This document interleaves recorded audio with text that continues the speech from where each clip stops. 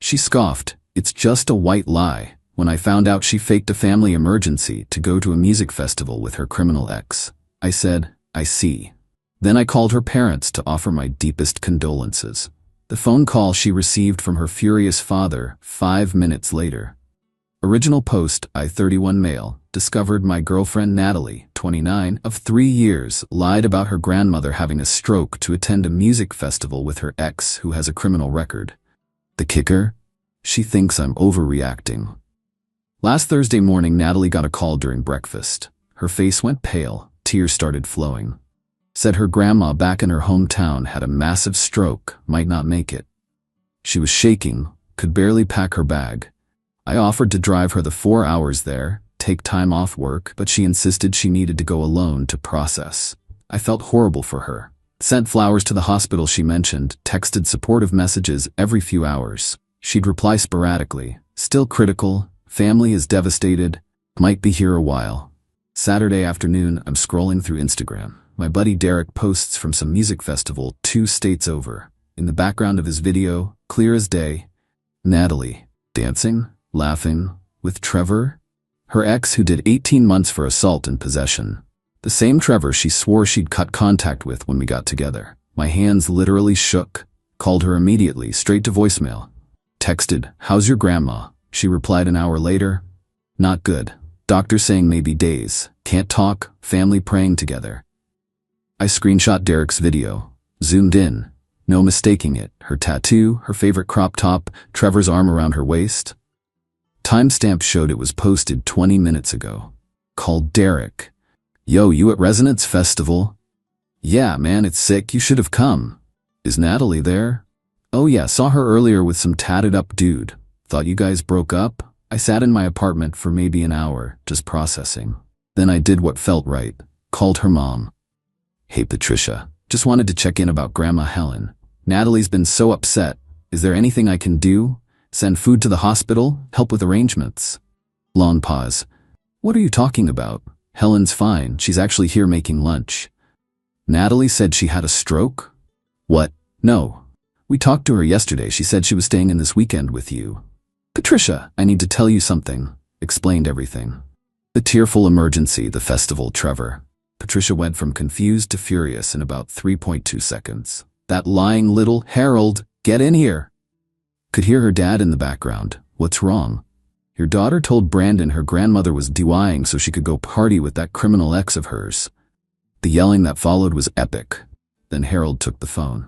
"Brandon, you sure about this?" "I have video proof, sir." "Send it, now." Sent the screenshots and video. 5 minutes later, my phone rings. It's Natalie. "What did you do?" "Hey babe, how's grandma?" "Cut the crap. My dad just called me screaming. You called my parents?" "Yeah, wanted to send flowers to your dying grandmother." Imagine my surprise. "It's just a white lie. Everyone does this. You're seriously gonna snitch on me like a child? A white lie? You faked a family death to party with your ex-con ex-boyfriend. Trevor's reformed, and it's just a festival. God, you're so dramatic." "Am I? Hold on. Someone's calling me." It was her dad calling back. "Oh look, it's Harold. Don't you dare."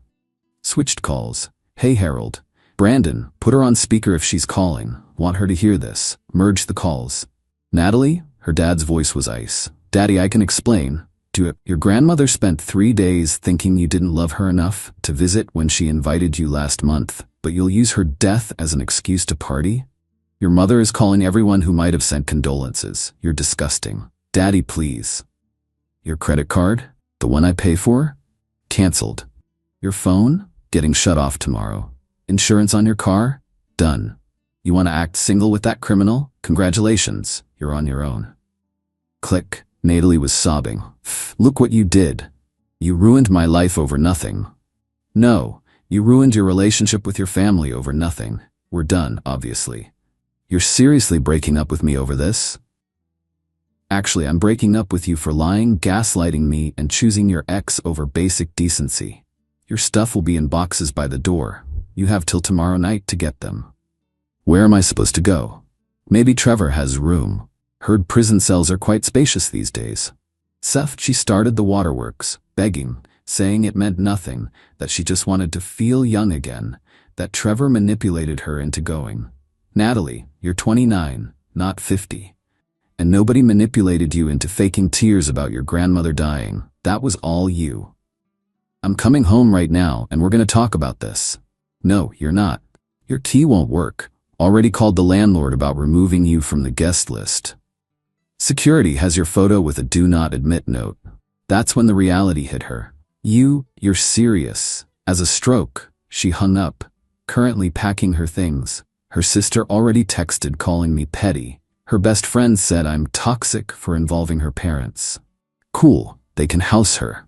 The entitlement to think she could fake a family emergency party with her ex, and I just, what?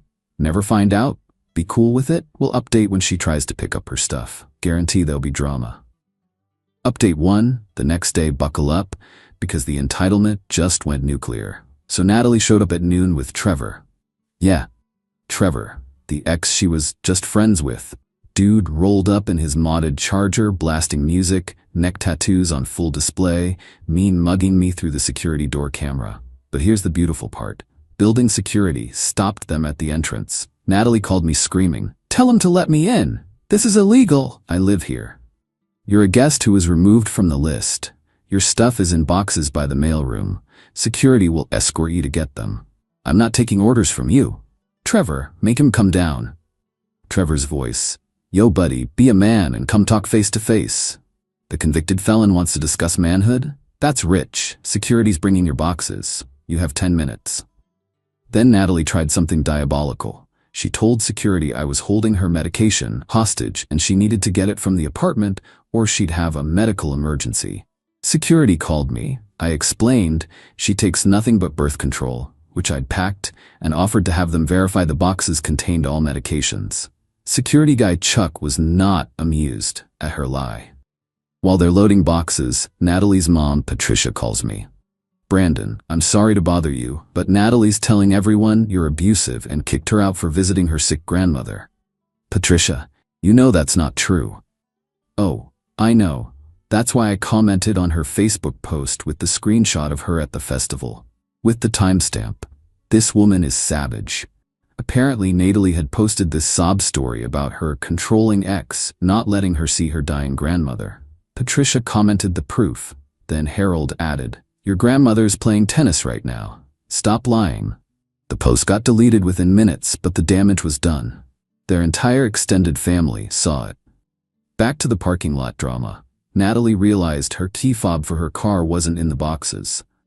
"Where's my key?" "In the apartment. Your car's not registered for this building's parking. You have 3 minutes before security calls a tow truck. You can't do that." "Already done. Building management's policy. Non-residents can't use resident parking." Trevor started getting aggressive, saying he was gonna handle this.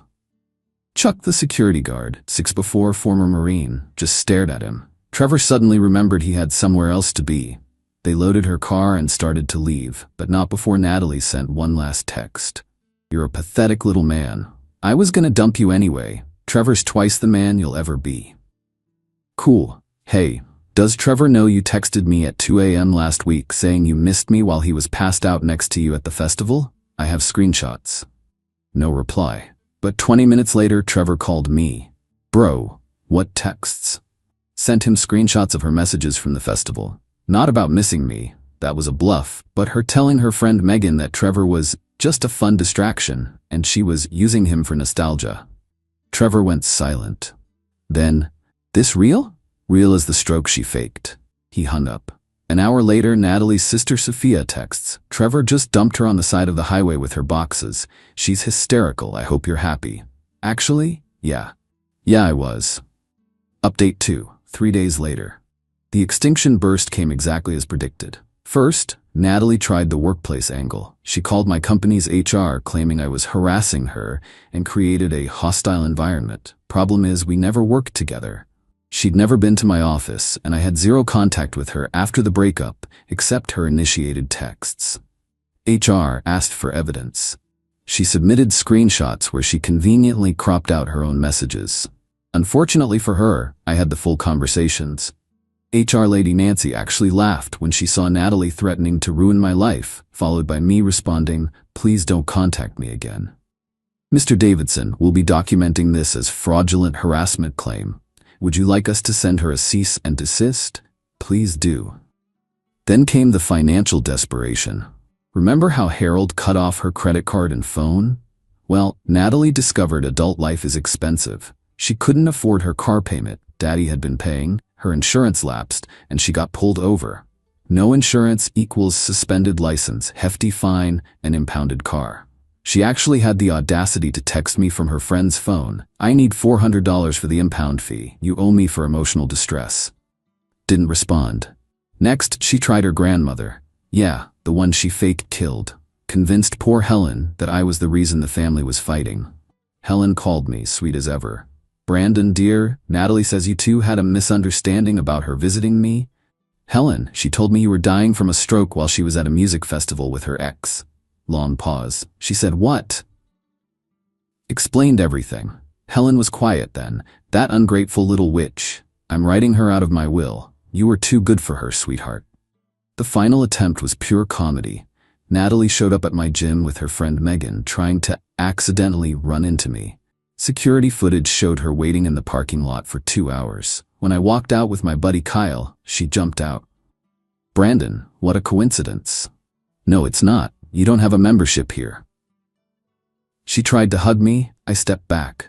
Then Megan started recording. "Why won't you hug me? Are you scared of me?" Clearly trying to make me look bad on camera.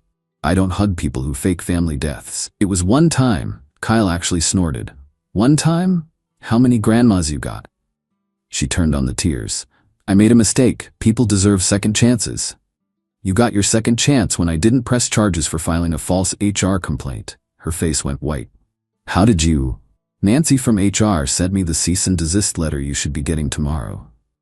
Megan stopped recording. "Wait, what cease and desist?"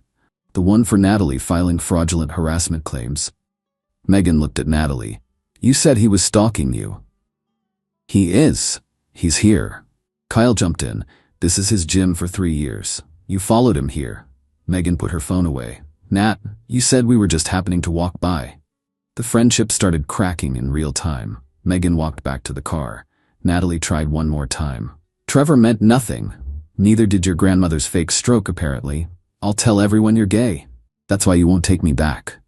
Kyle, who actually is gay, lost it. "Honey, being gay isn't an insult. And trust me, no self-respecting gay man would fake a family death for a criminal's attention." She stormed off. Megan drove away without her. Natalie had to call an Uber. Final update. 2 weeks later. The last 2 weeks have been instructive. Let me wrap this disaster up. After the gym incident, Natalie went full scorched earth, created a fake Instagram account posing as her friend to message my ex from college, telling her I was abusive and she should warn other women. My ex, bless her, immediately forwarded it to me with, "Your recent ex is psycho. Want me to report this?" The account got banned within 24 hours. Then came the legal threat. Natalie somehow scraped together money for a consultation with a lawyer. I got a letter demanding $2,000 for unlawful eviction, $3,000 for emotional damages, return of gifts she gave me, valued at $500. My response was simple. Forwarded everything to my cousin who's a paralegal. He sent back: 1. She was never a tenant, just a guest. 2. Emotional damage from her own lies isn't compensable. 3. The gifts were a used Xbox game and some novelty socks. Her lawyer dropped her as a client. But here's where it gets absolutely delusional. Harold called me last week. "Brandon, thought you should know. Natalie asked us to co-sign a loan." "For what?" "She wants to start fresh in California. Needs $10,000 for moving expenses and rebuilding her life." "Did you?" We laughed. Then she accused us of ruining her future. "Your grandmother Helen was there. She told Natalie she's getting exactly what she deserves." The actual final straw came 3 days ago. Natalie's sister Sophia reached out. "Hey Brandon, FYI, Natalie got arrested." "What?" "She tried to shoplift from Target, got caught with $200 worth of stuff, but here's the crazy part, she had $300 in her wallet. She told security she deserved nice things after trauma." "You're joking." "Nope. Parents refused to bail her out. She's getting a public defender." I didn't feel victory, just pity. This woman destroyed her family relationships, her friendships, her reputation, and now has a criminal record, all because she couldn't admit she lied about her grandmother having a stroke to party with her ex. Yesterday, I got one last text from an unknown number. "I'm sorry, you were right. I need help." I didn't respond. It's not my job to fix her. My life now? Peaceful. Started dating a woman from my climbing gym. Told her this whole story on our third date. Her response?